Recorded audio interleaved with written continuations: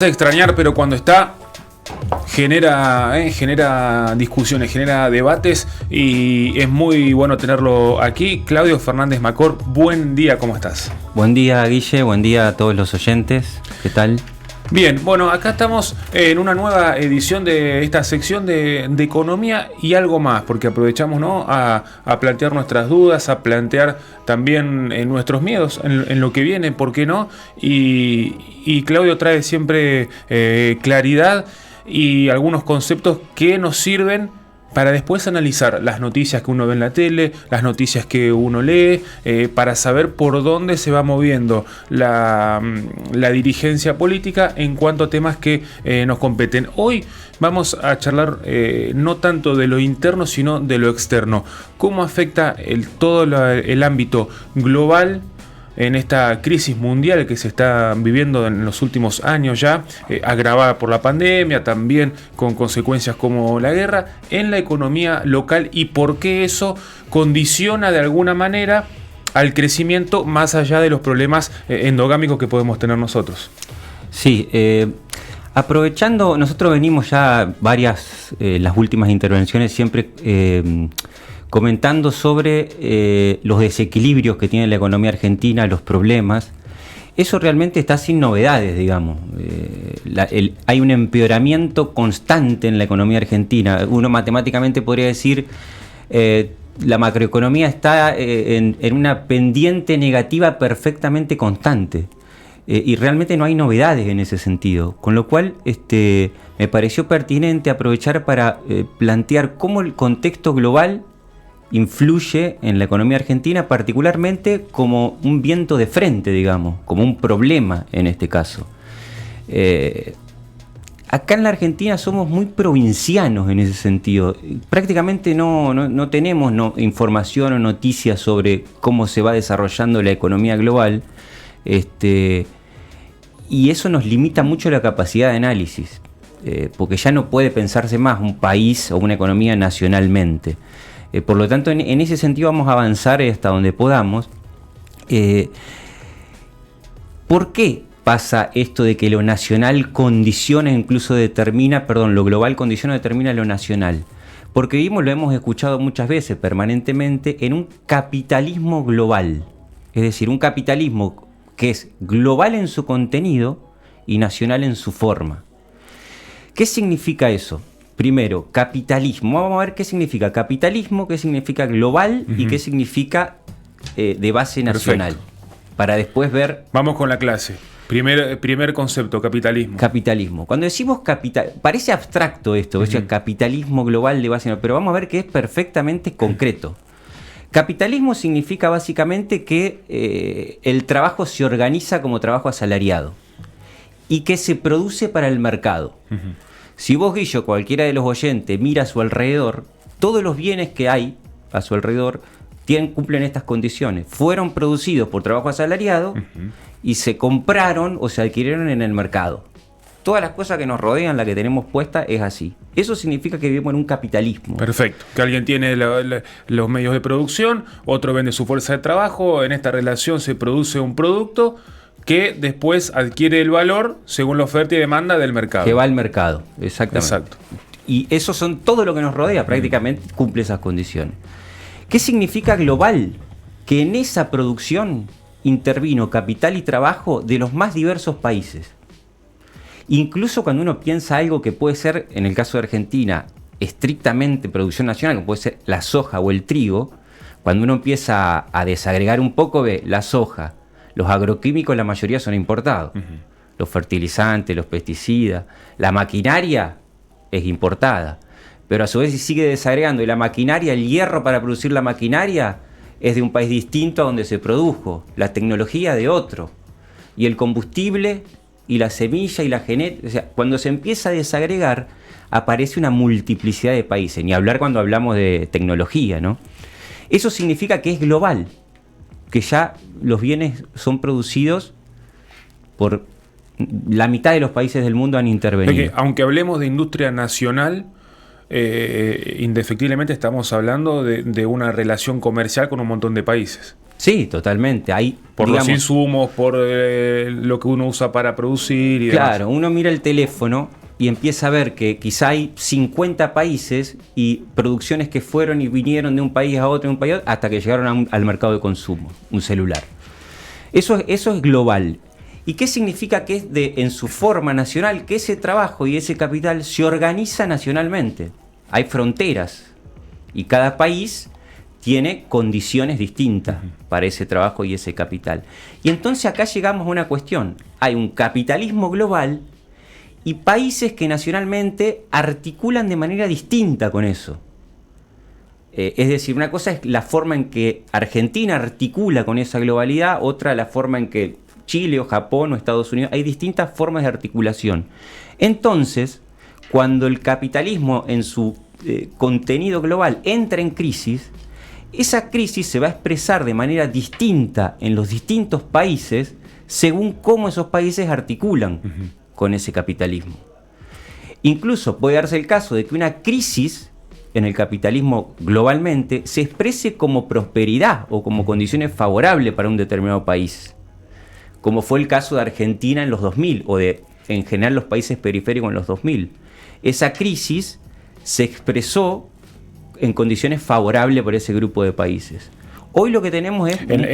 Para poner en contexto, cuando la soja se fue a 600, 700 dólares, como nosotros éramos un país exportador de esa materia prima, nos vimos beneficiados por el contexto macroeconómico.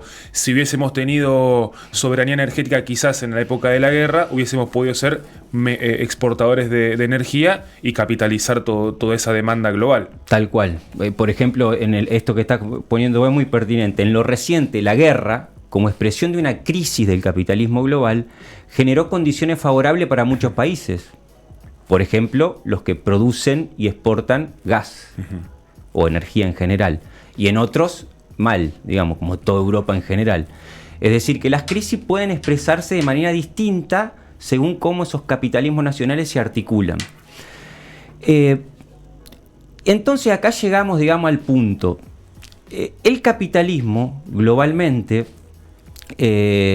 a partir de la emergencia de China, es decir, el capitalismo globalmente prácticamente hay consenso de que está en una fase de semi-estancamiento desde los 70, en términos generales. La emergencia de China fue una fuerza que contrarrestó esa crisis, digamos, que impulsó, que se transformó en la locomotora global. Pensemos que China es 1/3 de la población mundial, que inició una fase aceleradísima de transición al capitalismo, y que empezó en esa fase de transición a demandar cada vez más materias primas para industrializar y alimentos para alimentar a toda esa población que dejaba de ser campesino autosuficiente y se iba como trabajador asalariado de la ciudad. Eso generó una demanda gigantesca de materias primas que impulsó sus precios y por lo tanto muchos países que fueron los que producían y exportaban materias primas, commodities, recursos naturales, se vieron muy favorecidos a partir de los 2000. Para tener una dimensión de lo que es esto, porque, insisto, esto, sobre todo la Argentina, no se puede entender sin China. Sin China. Sin China en los 90 y 2000 y sin China lo que está pasando hoy. Para tener una dimensión, si querés, Martín, poné un par de slides que yo traje. Vamos a ver algunos datos que tienen que ver con esa significatividad que tiene China en el mercado mundial. Ahí tenemos el consumo de recursos naturales de China como porcentaje del consumo mundial de distintos recursos naturales. Es decir, de todo lo que, para explicárselo un poco mejor a los oyentes, de todos los recursos naturales que se consumen en el mundo, ¿cuánto consume China? Vamos a comentar 2 o 3 nomás. Empezamos con la derecha. Tenemos seaborne, bueno, ahí se cortó, es hierro, digamos. Hierro, vamos a ponerlo así. Seaborne es porque es hierro transportado marítimamente. Fíjate que China consume el 50% del hierro mundial. Y eso es, y hace 30 años no consumía prácticamente nada. ¿Qué significa eso? Por ejemplo, Brasil es uno de los exportadores de hierro más importantes del mundo. Es decir, Brasil fue muy impulsado por esta situación. El primero que tenemos, Tin, es estaño. China también consume el 50% del estaño mundial. Brasil, Bolivia, Perú son exportadores que también se vieron muy beneficiados. Porque esto implica crecimiento en la demanda y aumento en los precios. Sí, esto por ahí muestra porque cuando en la opinión pública y demás se mezclan también cuestiones ideológicas. Cuando Argentina o países de la región se acercan como socios comerciales con China, la base es esto. Sí, sí. Por ahí se critica desde un lado ideológico, desde un lado superficial quizás también, por alguna historia reciente, no, pero que China sea el principal comprador mundial de todos estos, de todas estas materias, sería desacertado no hacerlo. Sí, por supuesto. O sea, de todo lo que vemos ahí, la Argentina no exporta nada. Uh-huh. Sí, a países de América Latina, Brasil, México, Bolivia, Chile, aprovecharon y diversificaron su matriz exportadora. La Argentina es soja únicamente lo que exporta a China. Prácticamente no exporta más nada. Entonces, en los 2000, cuando se impulsó el precio de la soja por este crecimiento chino, la soja no se exporta para que porque los chinos comen soja, como una vez comentó Cristina. No tenemos que exportar soja, sino milanesa de soja. Es un disparate que un presidente diga eso. Nosotros exportamos soja que los chinos con eso alimentan los cerdos, que después se los comen los ciudadanos, ¿no? Entonces, eso impulsó a principios de los 2000 el precio de la soja. Eso generó condiciones muy favorables para todos los países de América Latina en general. La Argentina no desarrolló la minería y ese crecimiento en el precio de la soja generó lo contrario a lo que ocurre hoy, un ingreso gigantesco de dólares, porque el precio se cuadruplicó en un año, incluso superávit fiscal, porque el Estado recauda sobre esas exportaciones y permitió no necesitar endeudarse, porque era un ingreso de dólares por exportaciones. Incluso la Argentina pudo desendeudarse y el Estado tuvo recursos a través de capturar esa renta para hacer política social y política fiscal. Y ahí vemos cómo benefició a la Argentina, que bueno, después, si nos queda tiempo, vamos a hablar cómo aprovechó este beneficio, o si lo aprovechó bien para articularse más todavía con este capitalismo global. Pero ahora, en el contexto era 2023, Argentina arrastra un montón de problemas debido a lo que venimos charlando. Pero ¿en qué situación estamos hoy respecto al mundo? Bien, entonces nosotros decíamos esto, ¿qué pasa ahora? Está ocurriendo lo contrario. Nosotros que vemos en la Argentina que los dólares son un bien escasísimo por problemas estructurales que hemos hablado muchas veces, pero también por el modo en que articula con esta situación global. ¿Por qué? Porque China ya no crece más al 10%. Es decir, esa demanda que veíamos ahí, en China ya no está. Ahora la previsión de crecimiento para el año que viene en China es 4%. Crecía 10, 11, 12, 13%. China comenzó a mesetarse, con lo cual se amesetó su demanda de materias primas. Y además también se amesetó esa demanda porque el crecimiento es menos intensivo en recursos naturales. Con lo cual los precios tienden a caer estructuralmente. Más allá de picos que puedan tener, tienden a caer de la soja y de muchos commodities. Y entonces eso a la Argentina le genera un gran problema. ¿Por qué? Porque van a ingresar menos dólares por exportaciones y el Estado va a recaudar menos. Es la situación opuesta. Pero también se suma en este contexto global la situación inflacionaria que se provocó post pandemia, que hemos conversado acá. Sí, promedio 10% mundial. Hay una inflación que tuvo que ver con políticas monetarias expansivas. ¿Cuál es el modo en que los países están intentando contrarrestar esa inflación, sobre todo Estados Unidos? Subiendo la tasa de interés. Pensemos que la tasa de interés de la Fed en Estados Unidos en un año pasó del 0,25 al 4,75. Nunca hubo un crecimiento tan acelerado de la tasa en tan poco tiempo. ¿Eso qué hace? que, ¿qué intentan hacer los países con eso?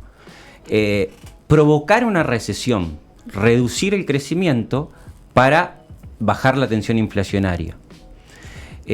Pero ¿qué es lo que sucede con eso, digamos? En el caso de Argentina, ese aumento en la tasa de interés, que endeudarse sea más caro, mucho más caro, y que en general los préstamos o la disponibilidad de dólares vaya hacia Estados Unidos por esa tasa que ofrece. A la Argentina eso la perjudica mucho. Es decir, Estados Unidos está empezando a chupar todos los dólares que hay en el mercado mundial. ¿Por qué? Porque paga una tasa muy alta para lo seguro que es ese país, ese estado. Fíjate que hubo las crisis bancarias, que hubo bancos muy importantes que han tenido que quebrar o han tenido que ser intervenidos. ¿Y por qué? Porque los ahorristas llevan sus dólares a Estados Unidos. En el caso de la Argentina es un problema. Es decir, fíjate que este contexto global en parte agrava todavía más la crisis de la balanza de pagos. O sea que tenemos, por un lado, el estancamiento entre comillas, ¿no? de China, que demanda menos materias. Tenemos también la suba de tasas de interés de Estados Unidos. Y eso se le suma acá a la sequía, que bueno, va a exportar muchísimo menos, casi la mitad que años anteriores. Todo eso es un cúmulo de que Argentina ingresen menos dólares que necesita para paliar de alguna manera la inflación. Tal cual, es decir, el contexto global hace que ingresen menos dólares por exportación, por la caída en los precios, y que no se pueda endeudar la Argentina ni ingrese capital porque todo va a Estados Unidos. Y creo que ya estamos terminando, ¿no? Tenemos unos minutos más. Ok. Fíjate que, a diferencia de otros países, en la Argentina el contexto global empeora mucho más la situación. Porque la Argentina no diversificó su matriz productiva. Claro, y cuando vos decís, me interesa esto, porque vos hablas de la articulación de los países con el capitalismo global. Cuando vos hablas de diversificar la producción, de darle valor agregado, sin soslayar, por supuesto, el sector productivo que tenemos en Argentina, que es muy importante, pero todavía no alcanza para dar ese empujón, ¿no? de como exportador, sin dejarlo de lado. Pero esa articulación, cuanto más diversificado, más articulado estaríamos con el capitalismo global, y por esto entiendo que ante las crisis mundiales uno tiene más espalda para aguantarlas, sí, que tener un solo lazo como exportador de materia prima, por ejemplo. Claro, en realidad no es que estás más articulado, todos los países están articulados, pero de manera distinta. Es decir, la Argentina debería articularse de una manera diferente al mercado mundial, que es diversificando su matriz exportadora e intentando agregar valor sobre lo que exporta, ¿no? Problema que es el problema de fondo que tiene este país, que siempre lo hemos conversado. Un problema productivo. Y te dejo los últimos 2-3 minutos para vos con esta pregunta. Si nosotros venimos hablando que hemos perdido oportunidades para diversificar, si ahora la emisión monetaria se está usando, por ejemplo, para pagarle un dólar más beneficioso a exportadores de materia prima, y que ingrese alguna cantidad de dólares que todavía no se sabe cuánto va a ser, y que esos dólares que ingresan, en vez de ir a diversificar la matriz productiva, tienen que ir, por ejemplo, al pago de la deuda, tienen que ir, por ejemplo, a cuestiones urgentes y no importantes. Le dejo la más difícil. ¿Qué expectativas tenemos para de aquí al fin del gobierno o de aquí a 5 años? Pensándolo un poco más a largo plazo. Sí, a ver, el tema del ingreso de dólares y cómo se disponen esos dólares, si van a pagar la deuda, si van a fuga, si van... digamos, a ver, no es un problema estructural ese. O sea, la Argentina hasta ahora no le ha pagado nada al fondo. Es más, han ingresado dólares del fondo que nos ha prestado y nos ha refinanciado. Y la situación es caótica, aún así. Es decir, no es que porque le debamos al fondo, no le debamos, puede tener una influencia, pero no es un problema estructural. Le debamos o no le debamos, la Argentina siempre articula de la misma manera. No ha logrado diversificar, ni siquiera en el sector primario la matriz productiva.